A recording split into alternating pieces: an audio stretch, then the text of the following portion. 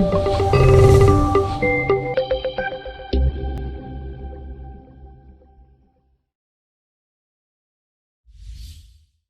what's up, guys? It's your girl Abby live with Red Carpet Naija, and I have here with me His Imperial Majesty, Alayeluwa Ooni Adeyeye Enitan Ogunwusi Ojaja II. Like y'all.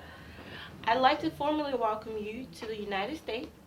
I'd also like to congratulate you on your Peace Ambassador Award that you'll be receiving tomorrow, and also on the success of the Oduduwa Economic Development and Transformation Leadership Summit.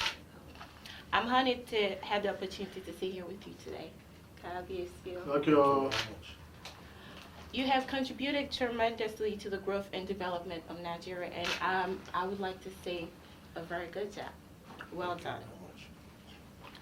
So, you are the youngest Oni Yoruba Kingdom has ever had. Considering the fact that you had a growing business empire, how easy was it for you to drop all of that to be the leader of the Yoruba race? Well, in life, there is something called trade-off. In simple terms, opportunity cost. You can't have it all, but it's better for each and everybody in life to discover his or her calling earlier. Money is not everything. My passion is service to humanity, service to mankind. It gives me a lot of joy, and it gives me peace. So, ascending to the throne, I have finally discovered that this is the calling that God has for me. So I'm at peace right now. So the trade-off is it's going to affect my business. So doing what gives me peace and joy above business. So I am fine where I am and what I'm doing now. So, how's the journey at the top been so far? Well, it's a life of service. You don't have control over your life any longer. It's about service and service and service. Morning, afternoon, night. Even while you're sleeping. It's a life of service. Very interesting. And I believe we picked the right one. Well, it's not anybody's doing, but God Almighty, the King of Kings, Definitely. appointed me. So not that anybody picked the right one. God appointed me to the throne. We've been following you since your coronation, and we've seen your visits to the Yoruba royalty, like Alaafin of Oyo and the Awujale of Ijebu.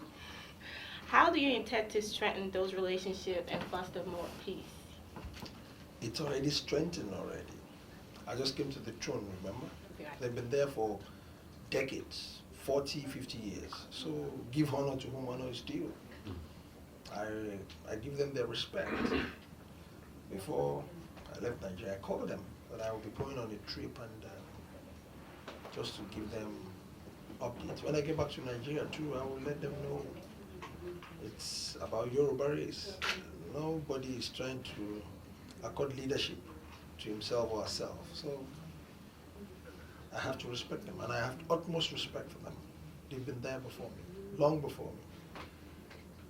So the relationship is sustained, and they will continue to sustain it for the purpose of the entire Yoruba race. We have to just come together. It's important for us to come together. Right. So there's a lot of buzz on social media that you're going around too much, and that as the Oni, you're supposed to be sitting at your palace and allow people to come to you. So what's the reason for this? Like, by providence, I'm a young monarch, so I have to blend tradition and modernity. And look at modern days, you see development everywhere. So I didn't expect to sit in my Asian kingdom and expect everybody to come and pay obeisance. They will come at their terms, at their at the time they want. But when I reach out, like I told you earlier on, no supremacy. Reach out to all and sundry and form a formidable force. Preach peace and unity. Because when there is peace, there will be development. When there is unity, there will be development naturally. So I'm not going to sit down and just sit down and I won't reach out. I won't, in this global age, Right. it's not going to work. So my mission from the very first day, it's in my first speech, to blend tradition and modernity. So that's what I'm doing. And I don't have any regret for doing that. It's for a good cause. It's for a good purpose. Right. So we know you're very youth oriented. What plans do you have for the youth, as we know youth are the future? Whenever they're talking about the youth, I'm always very passionate. Very passionate and very emotional. The tone is dedicated to the youth. It's open, it's an open door for any youth across the country and the entire continent. Not only Ife land, the entire Yoruba land, the entire Nigeria, the entire West Africa, the entire Africa, the entire globe. I'm always very passionate about anything that has to do with youth. So I'm coming up with a lot of programs because I will never forget that at some point when I was a prince, I'm a youth. I am still a youth.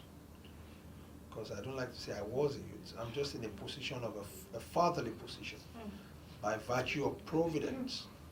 So I can never forget my source, where I'm coming from. So it's important to be sensitive about the cause of the youth. So I believe in youth emancipation because 7 out of 10 Nigerians are youth. So somebody needs to champion the cause of the youth. So I will forever do it. Okay. So finally, what words of encouragement do you have for the youth? The youth should go for their goal, set out goals, and go for it, irrespective of any brick wall. You should go for it.